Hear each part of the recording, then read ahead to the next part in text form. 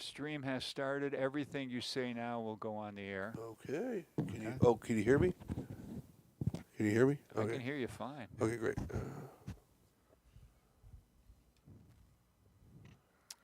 All right, now let's see who accepts the stream. Okay.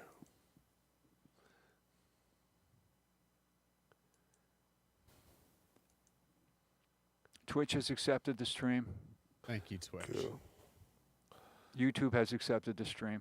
Thank you, YouTube. Good. And Facebook has accepted the Hey, stream. Hey, Facebook. Anybody want me to send them the link? I'm gonna wait for it Yeah. to show up on your Think Twice Radio. Okay, you're going to wait for it to show up. Yeah. Very good. You're self-reliant. I like that. Uh-huh.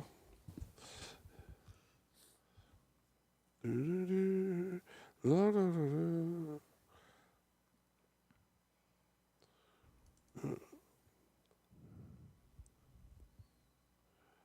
Okay. Hey guys. Can you hear me? Yes, we can. Oh, yeah. Okay, sorry. Okay, I said it a bunch of times. Oh, you guys are getting ready for. There's going to be a great show. You people out there. Matt, tell me when I should start the timer. Okay. Can we get 15 seconds of silence and then when I click this? Yes. When you click that, I should start the timer? Yeah. Okay. Okay. Here we go.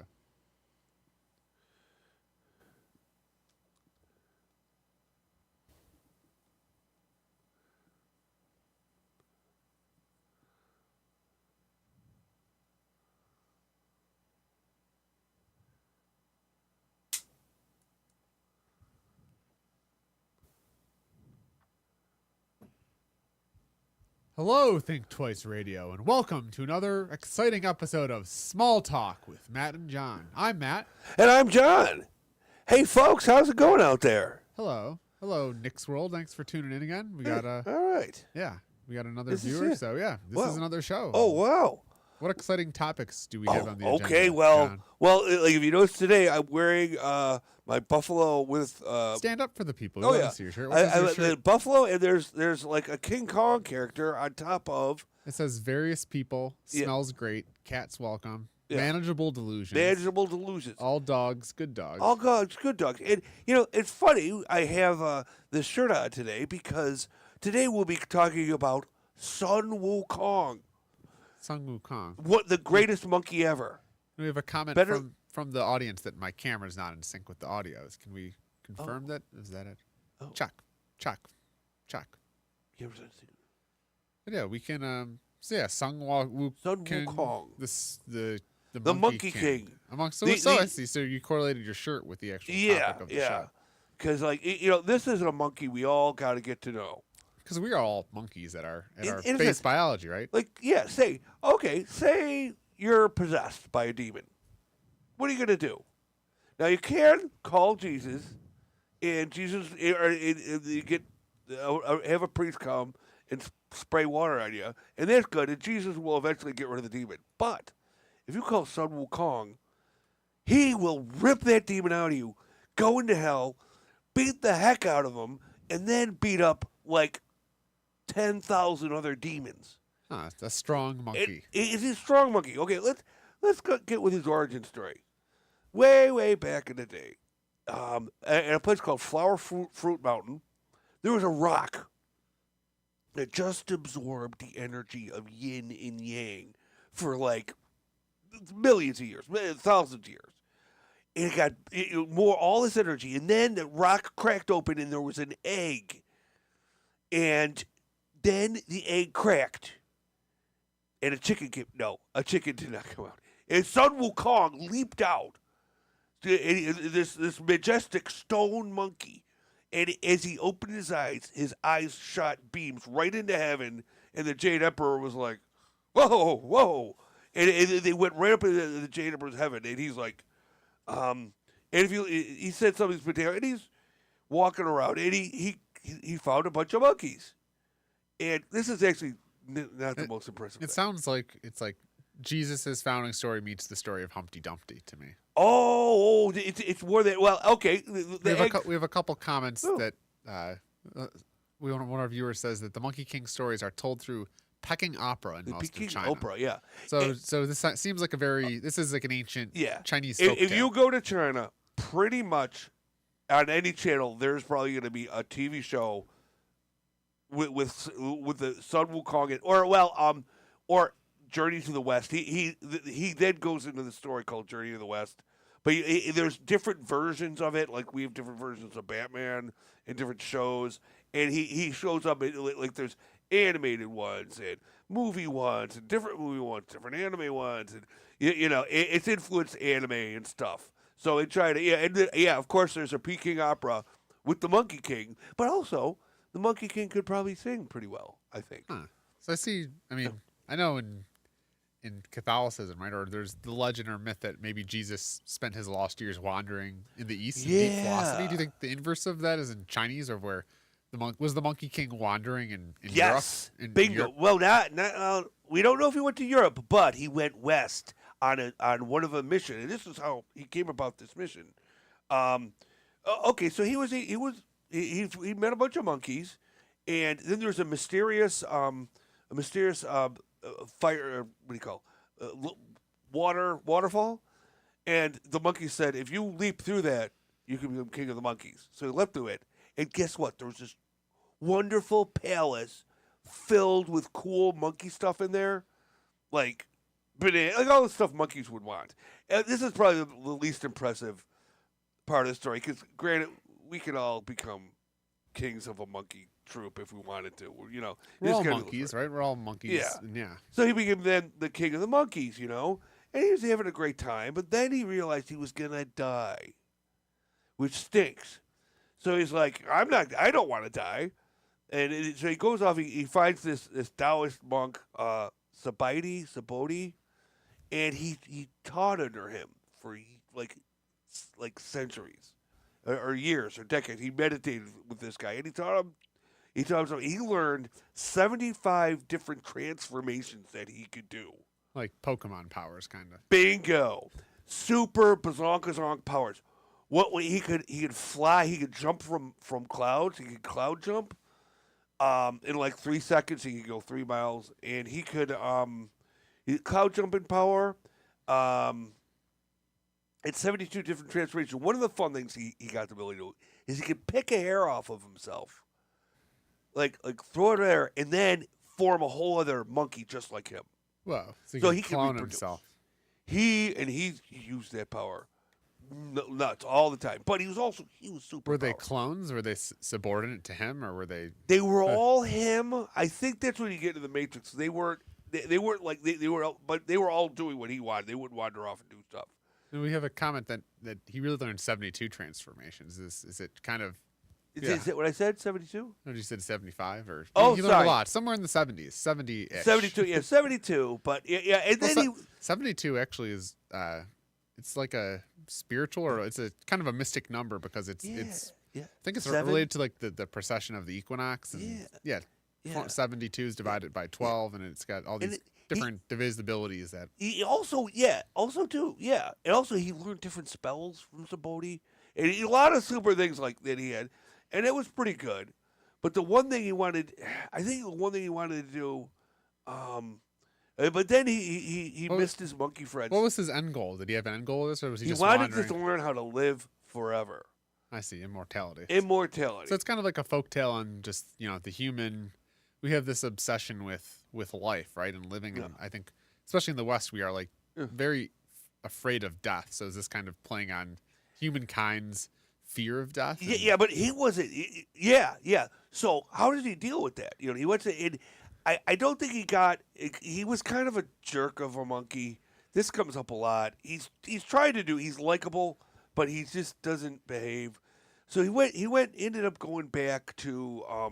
He went back to like his monkey flower fruit mountain, and he went back there, and then of course a stupid demon was harassing his monkey buddies, and what he did is he then he went to he went to the Dragon King under the water.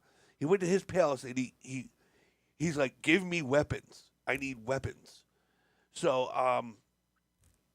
Yeah, and one of the things he did is he got a whole bunch of weapons. Or he got.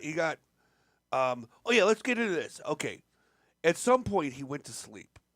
He got drunk. When he went back, he got drunk, and he felt somebody was like pulling him, and they're like, "We're demons. We're bringing you to the land of death." And he's like, and he gets up and he just smashes these two demons. He's like, "What the heck are you doing?" And like we're bringing you to the land of death. They're like, "No." He's like, "You're not gonna have any of that stuff."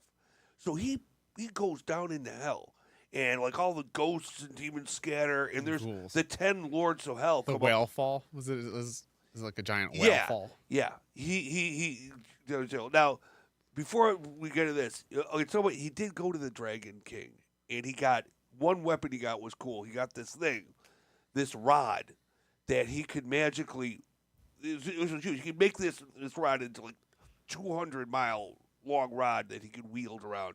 It was like 13,000 tons. This rod, or he could get to the size of like a toothpick that he could just put behind his ear, so he could bring out this rod when he was in trouble and just whomp whomp. So he got that power. Also, he got golden armor and a phoenix feather cap, which is just so cool. So he's got a little bit of swag and So style. he's got this now. This is when he gets dragged into hell, and he starts bashing demons, and demon princes, and he gets the book of death, and he's like, "What the hell is this?" And he's like, "Oh, those your name's in there." He's like, "No, it isn't." And he took out his own name, and he also his buddy monkey. He's like, "No, this guy's living forever. This guy's living forever. This guy's living forever. This guy's living forever." So boom. So yeah, years under the Taoist monk did anything, but him going to hell had probably helped a lot. So he erased himself Yeah. from dying. So he goes back, but the thing is, the dragon, the king of heaven, the Jade Emperor, he hears about this, and he's like, "This is some trouble," because he was harassing the Dragon King, which isn't cool, and so he goes up to heaven, and he goes, "Ooh," and he could leap up into heaven. He leaps into heaven, and they kind of like, "Oh, you're a monkey." And he's like, "No, I want to be divine. Yeah, I want to be called the immortal." Yeah, there's a great title he did, but anyway, he said, "Okay, we're gonna give you one of the best jobs we have, guarding the stables." And he's like, "Oh, thank you." So he was guarding the divine stables in heaven, and he was guarding them. And he was so proud of himself that he could do this. And then the thing is, so people were like laughing behind their things, and they realized it was a Joe job. It was like the stupidest job in heaven, and hey, it got him pissed. Oh, that So- he was tricked. I think He was tricked. He started to get pissed, and at some point, he was really pissed, and he did. He then got another job. Okay, at some point they had him guard the peach orchards. I'm skipping a lot. There's tons of stuff I'm Yeah, skipping. well, what's the? I mean, sounds like there's metaphors all in there, but I was wondering, how do you deal with your own mortality? Oh, jeez.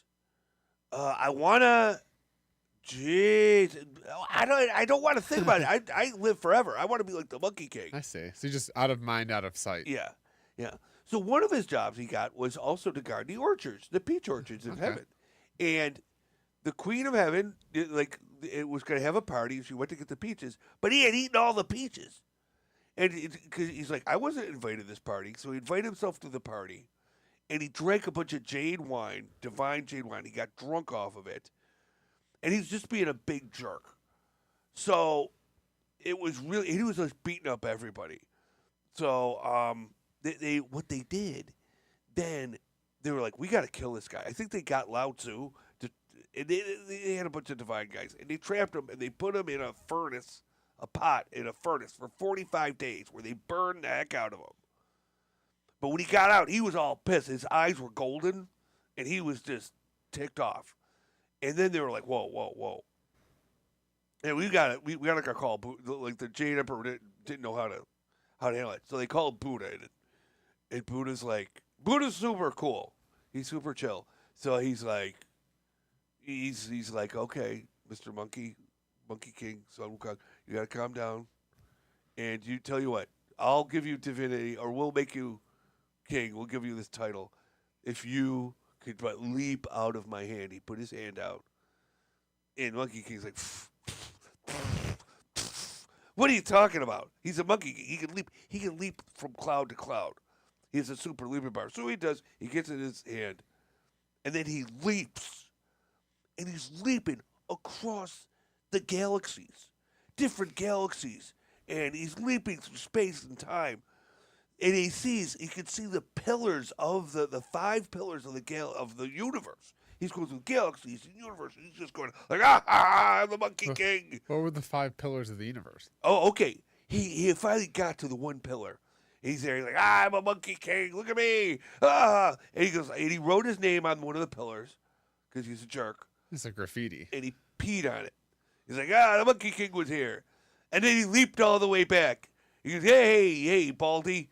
Hey, look at that. I leapt out of your hand. He goes, no, you did not leave my hand. You're still in my hand. And because the monkey, he had never left his hand. So is he hallucinating? He was in the hand of the Buddha. The Buddha's just that awesome and powerful that like even the Monkey King, he wasn't hallucinating. He was like because he was in it's a.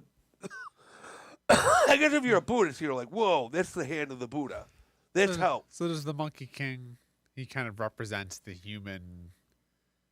Yeah, does he represent the demonic forces within human beings? Is that the? We could get to this. Okay. No, the story's still going. The story is so it keeps going, and then so the Buddha then you haven't learned anything, so he turned his hand over, and he pushed it down, and he trapped the Monkey King under a mountain for like 400 years. Now this is where he's under there for 400 years. This Monkey King. Now one of my favorite I think her name is I'm mispronouncing Kwa'an. She's my favorite goddess. She's Bodhisattva. She's like the female Buddha. My girlfriend used to call her Lady Buddha. And a lot like the Virgin Mary. She's very nice. So this is the thing. There was this monk in China. They had a problem. They were like they knew some things about Buddhism. But they're in China. They don't know anything. They're making those weird roofs like that. Weren't they Confucianism? Confucianism and Taoism. They had a little inkling of Buddhism, but they didn't have all the scripts and writings of the Buddha. The correct way. They were like all in Chinese. And they're like, we can't read this. So this one monk, he was going to make a journey to the West. And he was going to need companions. And Lady Buddha was like, I could do merciful deed with this Monkey King. And you, the monk, I forgot the name of the monk. I think it was like, let's call him Monk, the monk. He was the hero monk. He was super holy. That's another thing. Super holy guy, this monk. But he was going to journey to India.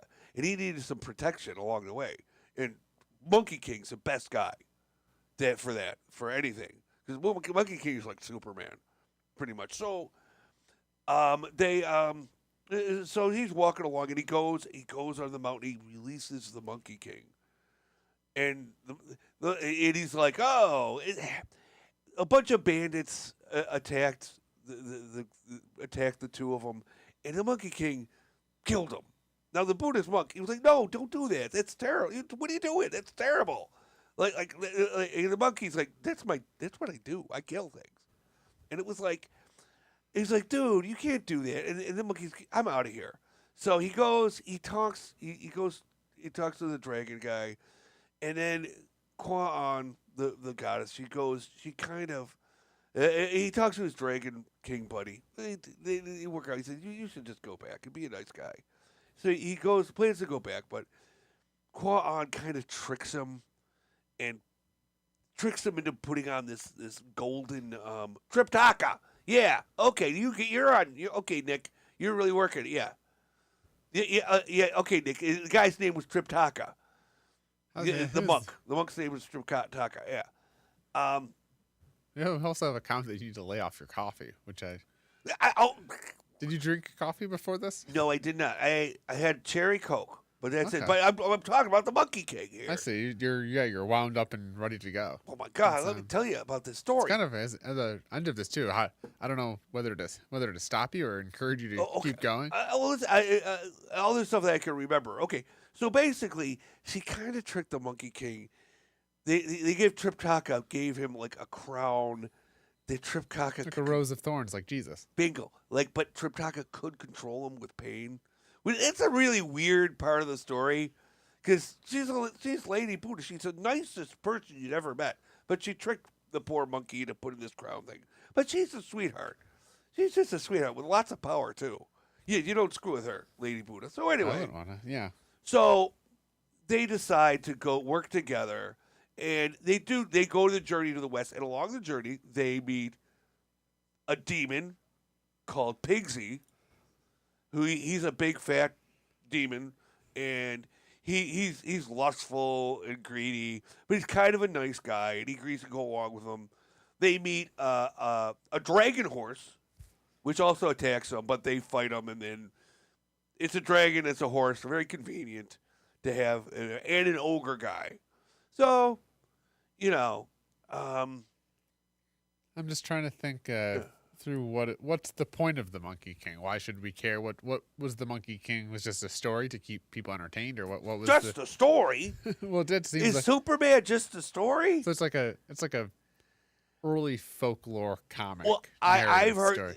the one comment I heard that he is kind of like someone's like the mind, because Yeah, that's the mind is unconquerable, and you have to tame the mind if you want to. Well, that's why when I think of Buddha or the Buddhism, they talk about the monkey mind. So you have to tame your monkey mind. So I'm that's a wondering lot if the to it. Monkey King is a representation of the flaws of humanity Yeah, that each of us needs to. because he is raw ego and everything, and he does become a better criminal. Even Pigsy becomes a better. No, Pigsy doesn't. And maybe the powers that he has represent the powers that each of us innately had if we were able to focus our minds. Yeah, he has some nutso powers, but he could. See, the thing is, he could beat up Superman. I think he could beat up Superman, if he had to. Yeah, What is Superman's? I mean, what is his real? I mean, he flies around, right? And he can't. He flies. He can't die. But what Sun Wukong would do is he would go. I'm going to make myself into somebody. I'm going to somebody who's twice as big as Superman with 4 arms, and then beat up Superman. You know, he's always able, and he can reproduce himself. So there's so many things, and he can't die because he drank wine of immortality, a whole bunch of Taoist pills of immortality, on top of having the name of death taken away from him. So what would the Monkey Man? What would that look like in modern day? Would he just be taking all the pills that the pharmaceutical companies would be subscribing to him? There's a lot of great art of I see him as kind of kindly looking, like tough but kind of funny looking. There's some depictions where Seems like he's got Riz. yeah, he does. He has Riz. He seems like I see depictions of where he's really mean and evil looking, but I think he's kind of funny. We have a comment from Jeannie that she loves loves philosophical musings with monkeys. Yeah, who doesn't like a good monkeys? I think they're an underused animal in Super Bowl commercials. I think people, the dogs and the puppies, it's right. get people, but yeah, monkeys, small monkeys. Yeah, that's why all the Planet of the Apes movies are just great. Oh, Is King Kong a representation of the Monkey King? Is that it's just big scary monkeys? it's its own thing, but also there's an ogre. You're right. There's an ogre. There's Sandy, the horse thing that really doesn't do much. The horse dragon, but there's an ogre that comes and helps him out too, and Pigsy.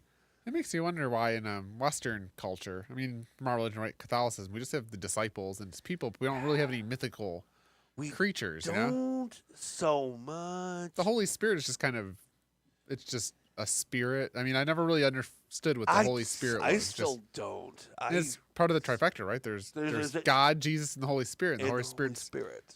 Maybe the Holy Spirit is the Monkey King that just hasn't been as developed in Christianity folklore. Yeah, it's hard to see the Monkey King, but also now if you go to India, there's a guy named Hanuman, but he's a whole different monkey, and he helps. That could be whole other podcast, Hanuman. But there are different monkeys in mythology that show up. I think I identify with the monkey as kind of the monkey mind because I know I think in Buddhism there's I think they relate the mind to like a bull, and you kind of have to tame the bull and get the bull to work for you. But I think it seems like Eastern philosophy seems to have metaphors of the human mind, especially how they're.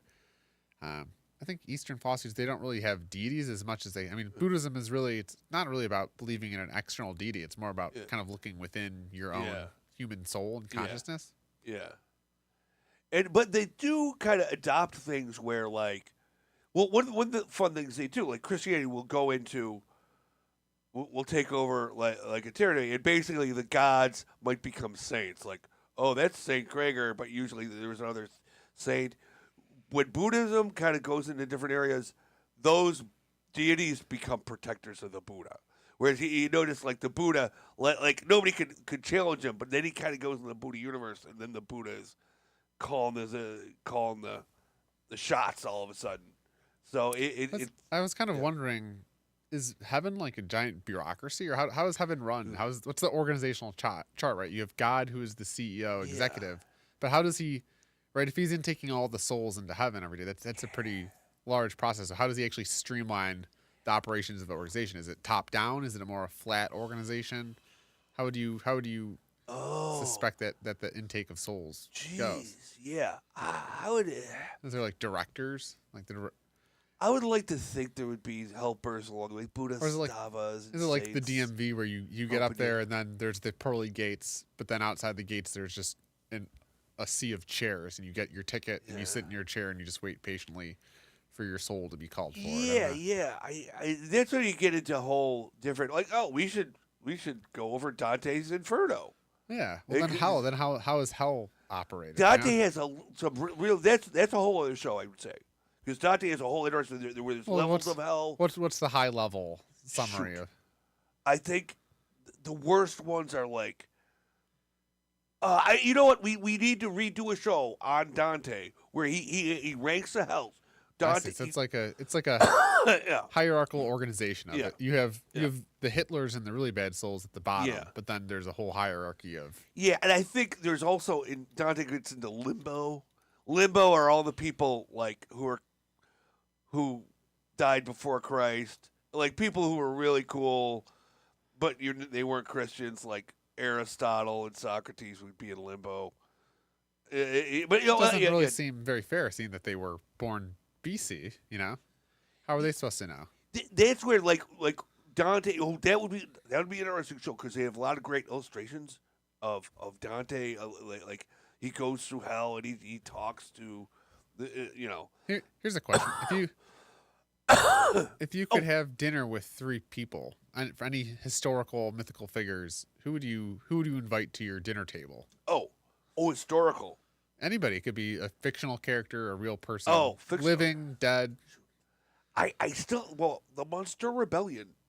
I would still. Oh yeah, no, like from a guy from the Munster Rebellion and also a guy from the Taiping Rebellion, which I've talked about in the past. Those are both rebellions that went really sideways. What's the key to running a good rebellion in your eyes? Trying to bring this back to the present moment. What do you? Well, you eventually win. Well, yeah. How do you win? What's the first key? Have a good message. Our rebellion was the American Rebellion was good because there wasn't a big counter rebellion. We were more just fighting for independence from a foreign power. We didn't rebel against ourselves. It was against England. So an external enemy. Yeah, there was an external enemy. We didn't go nuts and kill all the pro-British people. We kind of just let that go. Yeah, what happened to them if they were pro-British in the States? They allowed to hang out on the sidelines? I think they just bitched and hung out in the sidelines. They'd be like, we're still under British power. I couldn't imagine living in the New World in America and still being, all your neighbors are like, yeah, let's start our own government, and then be like, I like the people over there on the other side of the sea that take my taxes. I'm sure they were the guy. Yeah, that's an interesting subject. But we got a whole bunch of things. Okay, so Nick knows a lot. There were a lot of action movies. It's true, and But I left out a lot. He walks a lot of ghosts and spirits, and like there's animals like if a rat meditates, really he could turn himself into a human, become super powerful, and then turn himself into a big demon. That's the And there's all sorts of weird. doesn't Buddhism They're or fighting everything. reincarnation? There's a whole you reincarnate as something else. So I don't know. I think it's based on your life actions of I'm hoping it would be if how you reincarnate. Yeah, you go up. I hope you get a better life. Up the tier. Or is it all right? Humans, the self-centered humans, we think that being human is the highest level of. Yeah. But I'd want to be some sort of sea creature. I don't know. Maybe like an octopus. They seem like they have high levels of intelligence, and they just kind of. Yeah. I think it'd be interesting to live. Yeah. Your episode on the whale fall. I want to. I don't know. A whale That fall was would be interesting. Yeah. a creature to explore. Yeah. But but it was like the Monkey King, he whacks a lot. He kills a lot of demons, and he's very powerful. But he learns in the end, and becomes a redeeming character. But So it's the story arc of there's redemption in the story. yeah, but like there's tons. It's a long story, and there's tons of stuff. Oh, they get Well, it's like a century old epic. yeah, It's like a story. It's like the creation myth. yeah. But it was based on a real story because at one point they did have to send a monk to India to get scriptures from the real Buddhists because they were in China. They're like, are we really doing this right? So they did have it said, and there was an actual guy from history. Probably, I think his name may have been Triptaka, and he had to go, but he had to deal with bandits along the way. He had to deal with traveling back in the day sucked because people would kill you. Well, you'd really need to think through Yeah, why you're going and where you're going. and he had to. Yeah, it's like the the Silk Road. There would be kingdoms different kingdoms like. You'd have to go through Tibet, and they're like, "Oh, you have to give money to the Tibet." Borders and tariffs But it's the old-fashioned days. They're not writing anything down. They're like, That's what I was wondering. Would the Chinese institution, or was there any central entity that were paying the poets and the artists to write stories? Then there's some sort of editing process where if you wrote a good Monkey King epic, it got added to the. They were pretty advanced. I don't think it may not have been organized in a way we. The empire was doing stuff. They were, and the religious structures were. They were literate. They had movable type, so they were way ahead of the game, way back when. How do you integrate the concepts of yin and yang into your daily life? I loved the symbol when I was younger. I was like, that's the coolest symbol. Well, I think it represents, and I think a lot of the. Yeah. I don't know. I was raised Christian, but I don't. I think there's lots of metaphors, right? I think all these stories, whether it's even Moby Dick or the creation myths or the flooding myths, or even you could take them literally. I think our minds we like to take them literally, but there are all these embedded, deeper things that they're pointing at or trying to communicate through story. Because I think story is one of the most powerful. It's like the original kind of superpower of humans, the idea that we could tell stories, and that's how we would transmit knowledge, not just from mind to mind, but across time. Because if you could tell your children a story and your children remembered it, then when they had children, they could tell the same stories. You could actually transmit knowledge through generations. I left out all sorts of crap because in the story because there's things where he'll meet a monk or he'll have a discussion and he'll say something very wise. Or there's all sorts of situations where they have to deal with, and they're metaphors for other things, and they're very, very deep. Yeah, and okay. I think there was a Yeah, at one point he did interact with they had to deal with female demons or female but they could have been Buddhist that was trying to help him, trying to see, I think there's these siren type of ladies.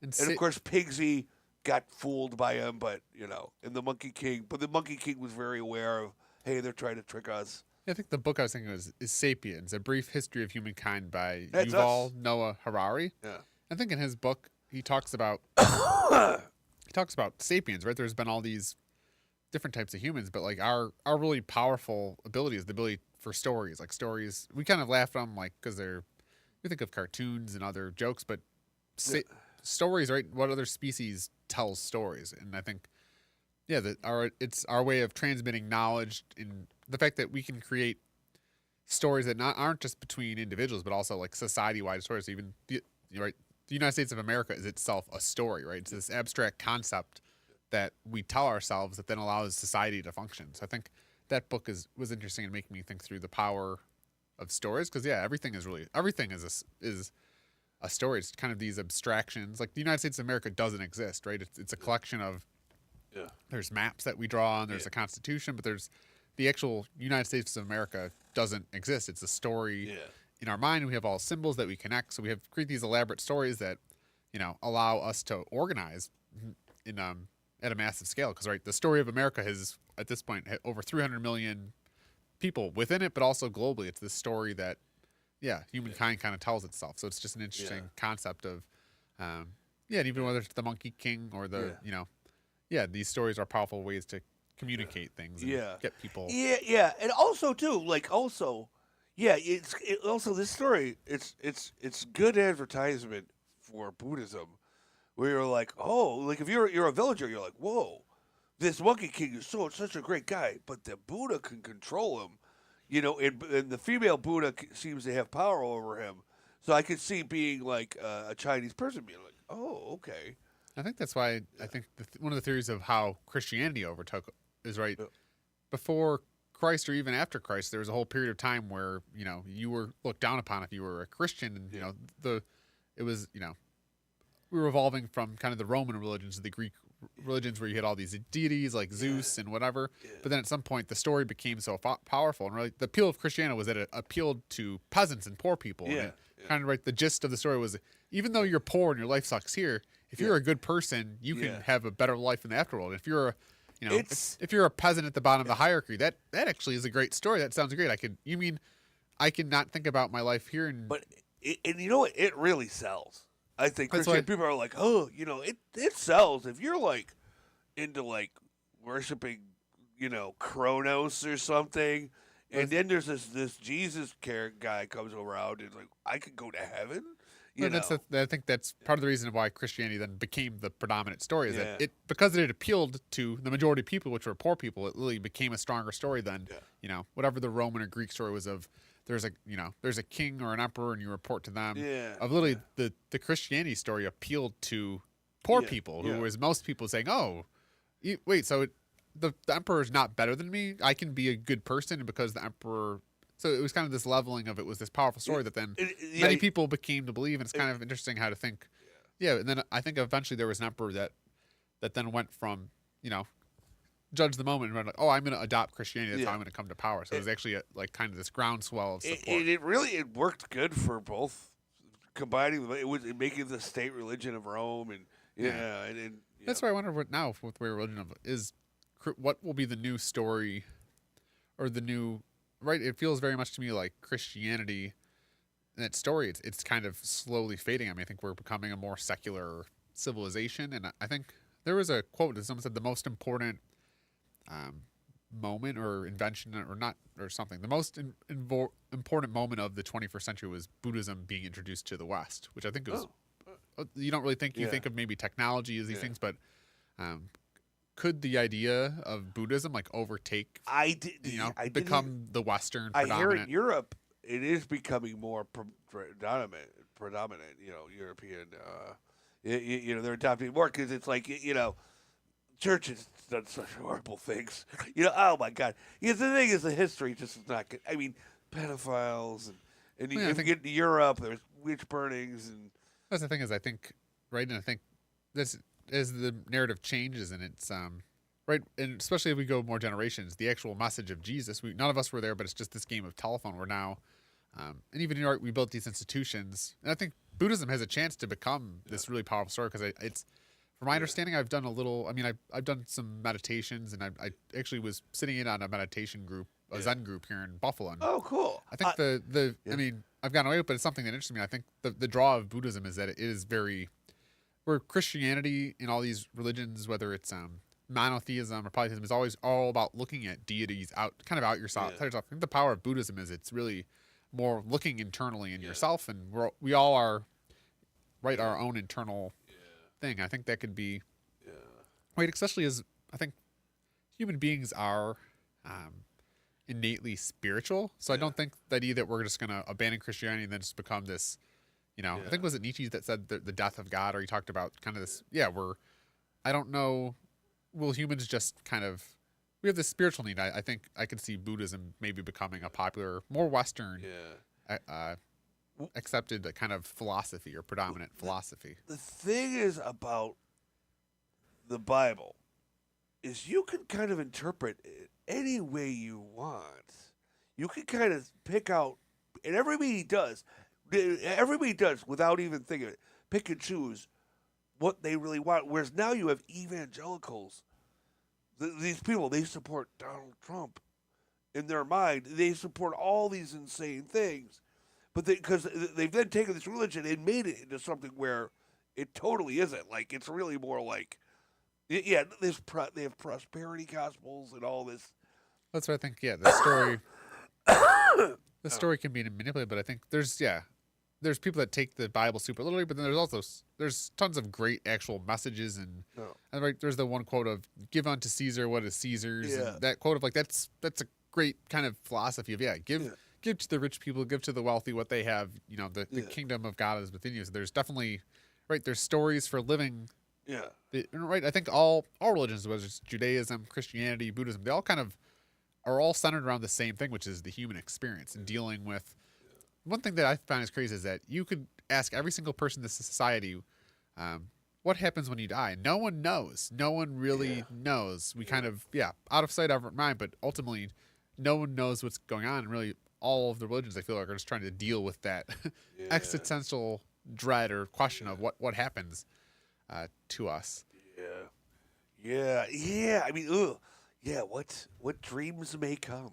Which I think, but I think, I don't know. I think it's something, right? I think that's where meditation comes on. If you meditated every day on your life and the fact that you're going to die, you might live a much different life than if you didn't think about it at all. And I think that's where, the research has shown that meditation is super helpful for. It's something that maybe this podcast will inspire me to get more into.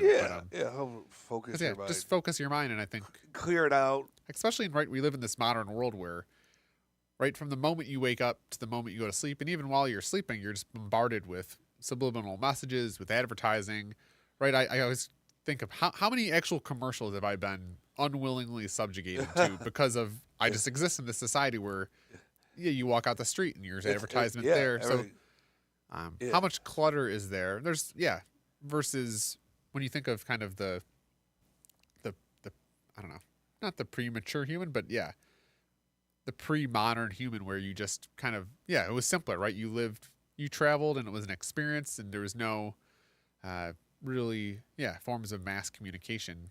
I think the ancients were much more in tune with what's going on, if you could say that. Okay.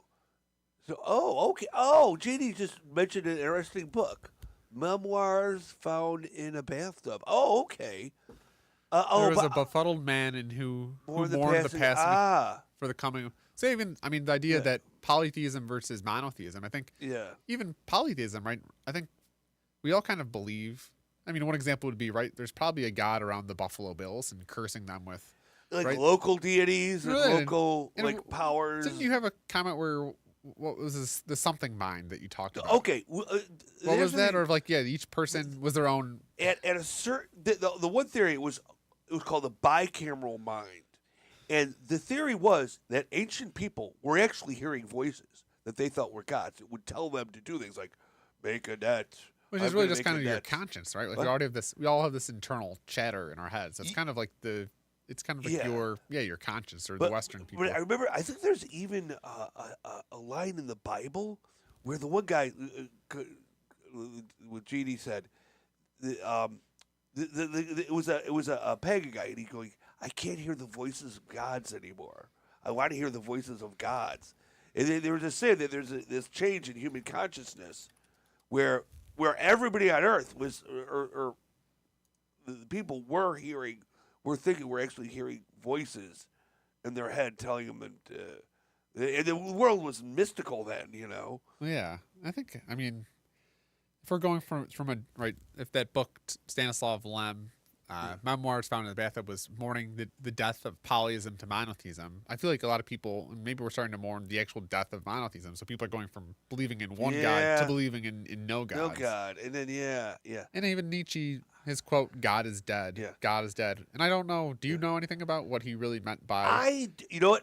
Well, I think it wasn't. I mean, my understanding is he was kind of mourning of this. Yeah, the thought of if God is dying, what does that mean for society? 'Cause Yeah. I think religion is faulty, right? Is some of the disturbing things that have come out. I mean, religion also does have a very positive, Yeah. It's a lot of positive stuff. forcing function on society, right? If it gives us a narrative, it gives you a moral code to live by. Yeah, definitely does. And without that, what do we devolve into? I don't know. do like that. I do want there to be a God, and something up there that's kind of positive and pro-human. And I think that's where it's interesting. wants to Like help we us. don't, us as human beings, we don't need some external entity to tell us right from wrong.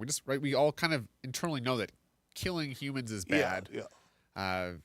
Right, Stealing's lying bad. is Yeah, bad. lying's Stealing is. It's funny how we just kind of internally, where a lot of the religions, at least, even the Ten Commandments, they just seem like common sense things to be a good person. Because that's also too, I think, one of the modern humans. One of the reasons we beat Neanderthals is just our ability to communicate. Our tribes were just much larger. The fact that like a Neanderthal had very small villages and they couldn't collaborate, whereas like we can live in these nation states with 300, hundreds of millions of people that we've never met, and somehow we all operate coherently in some sort of giant tribe. And I think kind of like wolves, how they hunt in packs, like they're not big, but they all work together. Like that's human.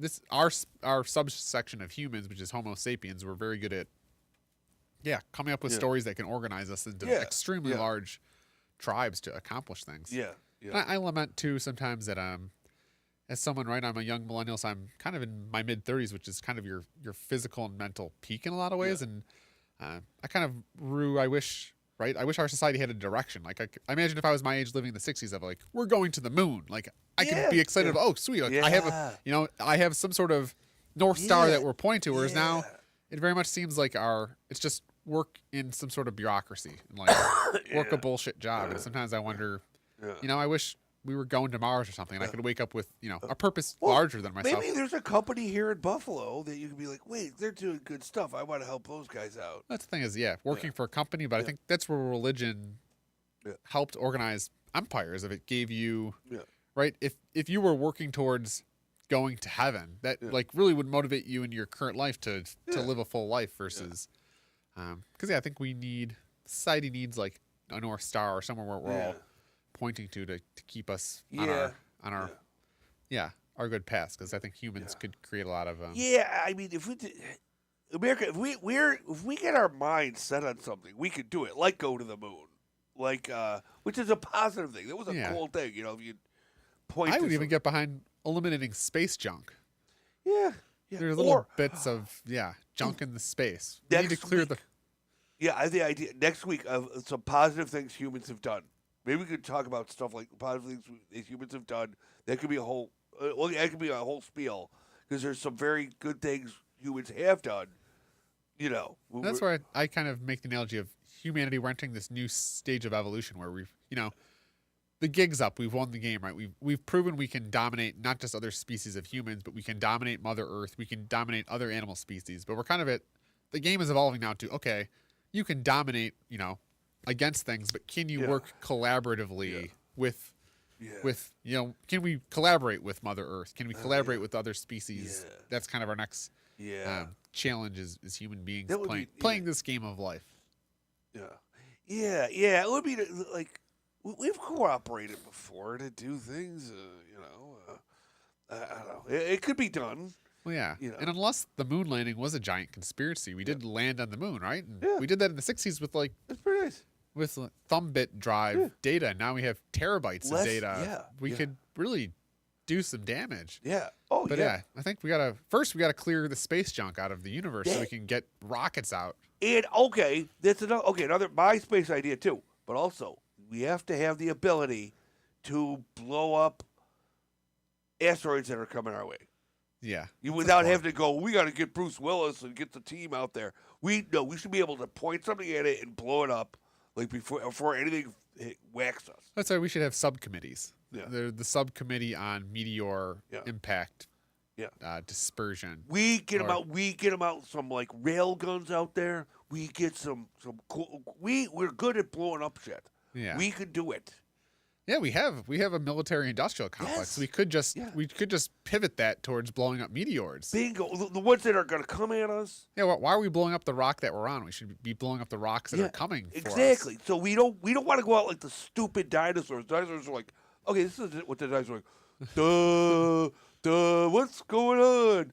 Duh, we're king. Yeah, that's another thing. They were so full of themselves. You always hear they were king when dinosaurs ruled the earth. How the F did they rule? And they didn't rule the universe. They were just big and dumb. And then they got hit by an asteroid. They all died. They should have blown that up. Wasn't it? It's he's escaping me. The Darwin. He talked. It's not about. It's right. Your ability to adapt. That's which I think even us, we're as human beings, we are very much slow to to adapt. So we're kind of the new dinosaurs in a lot of ways. But this is my theory. Mother Earth was probably like, these dinosaurs really let me down. We gotta belch forth a species that's gonna whack these comets. Could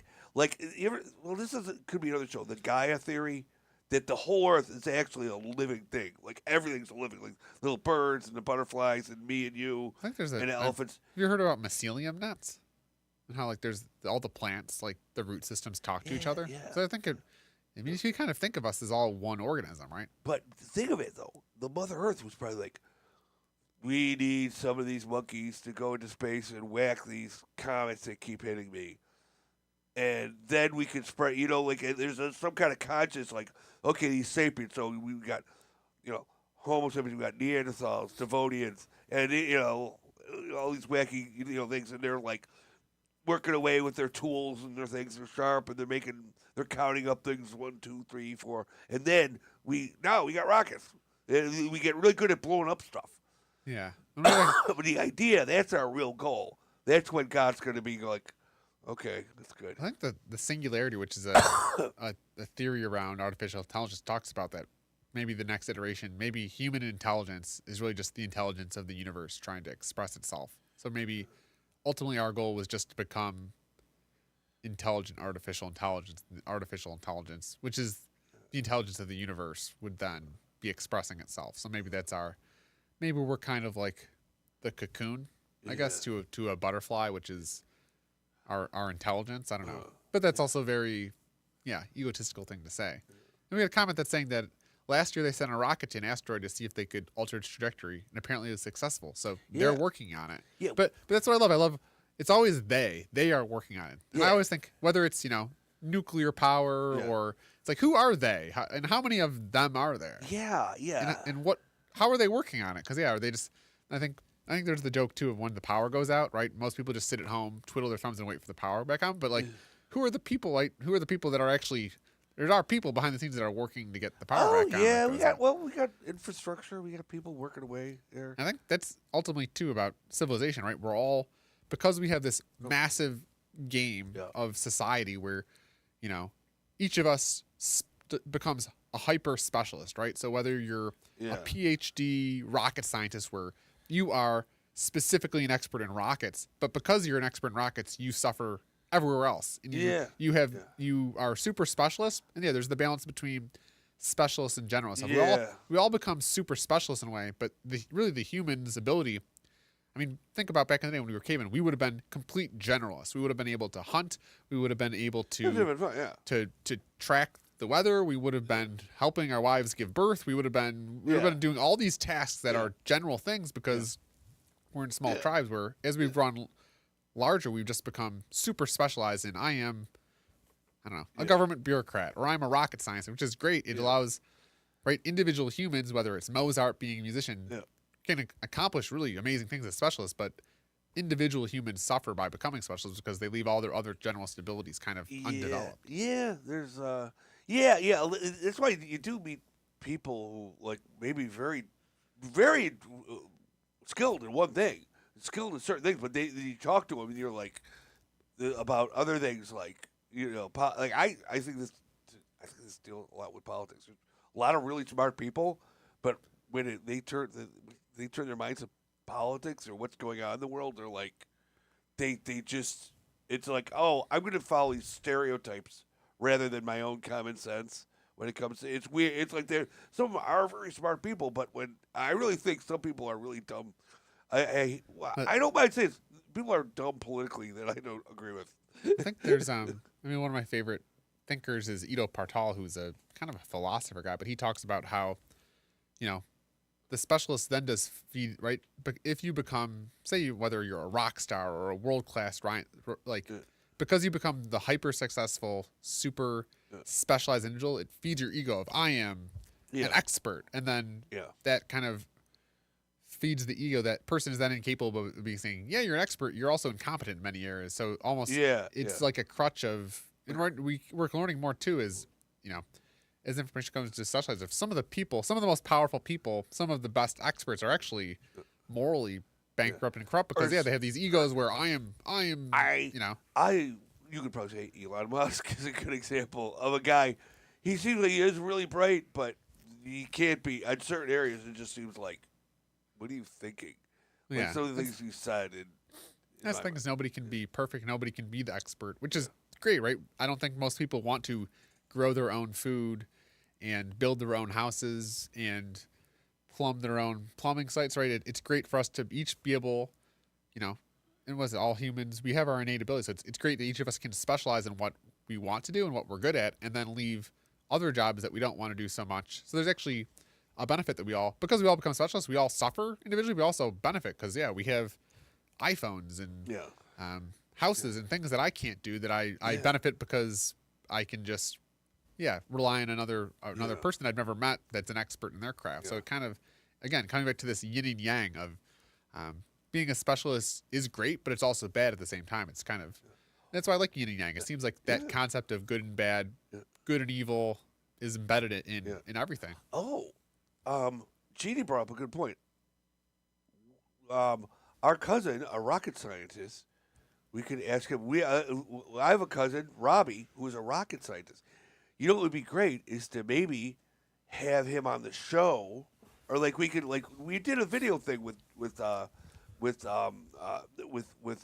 people, or with different people. Yeah.